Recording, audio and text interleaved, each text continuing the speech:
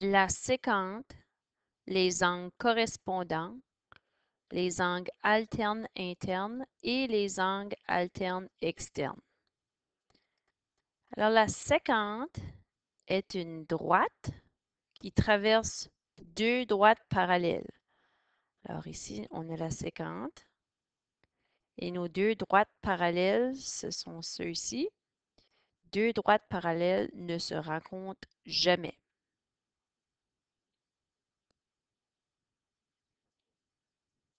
Les angles correspondants.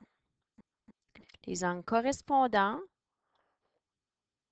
sont les mêmes grandeurs et on peut les trouver en faisant une translation.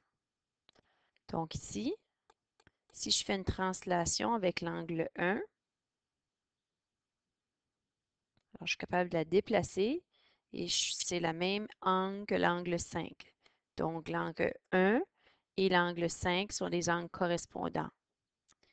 L'angle 2, si je fais une translation ici, c'est la même angle que l'angle 6. Donc, angle 2 et l'angle 6 sont des angles correspondants. Angle 3, si je fais la translation, alors angle 3 et 7 sont correspondants. Angle 4 et l'angle 8 sont des angles correspondants. Les angles correspondants ont la même mesure. Les angles alternes internes.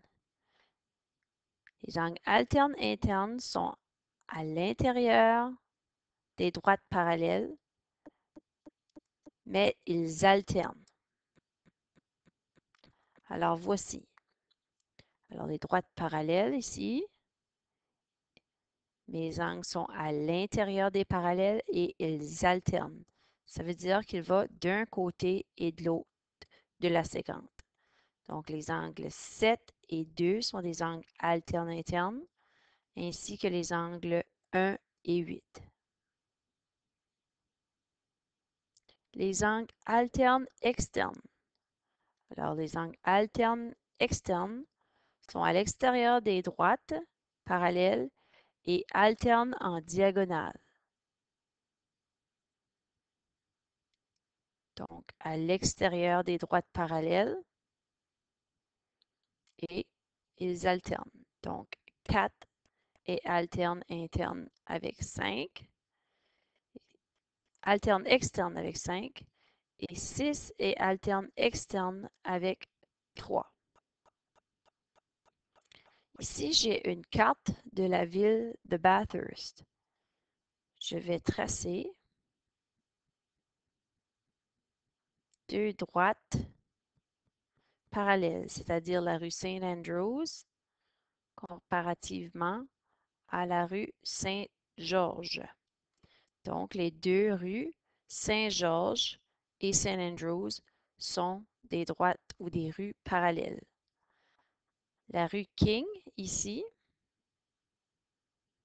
serait la séquente parce qu'elle traverse les deux routes parallèles, soit la route Saint-Georges et la route Saint Andrews.